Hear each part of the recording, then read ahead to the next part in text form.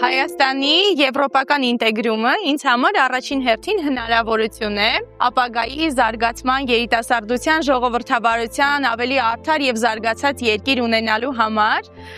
Ես հիշում եմ, երբ որ ես երիտասարդ էի, ինձ համար շատ բարդ էր Եվրոպա հասնելը եւ իմ բոլոր երազանքներն ու նպատակները կապված էին Եվրոպայի կրթության, մշակույթի զարգանալու հետ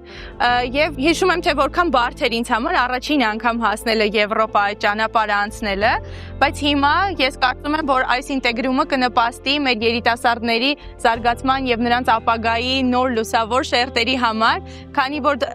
մեզ համար կբացվեն այն բոլոր ճանապարհները, որոնցով որ մենք հեշտ կկարողանանք հասնել մեր նպատակներին։ Սա իհարկե չի նշանակում, որ Հայաստանը պետք է ամբողջությամբ հրաժարվի իր արժեքներից, արժեհամակարգից եւ իր ճանապարհից, որը որ նախընտրում է անցնել որպես երկիր։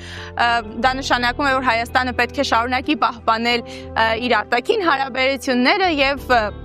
քաղաքական հարաբերությունները մյուս բոլոր երկրների հետ, բայց այնուամենայնիվ ես տեսնում եմ միայն դրականը։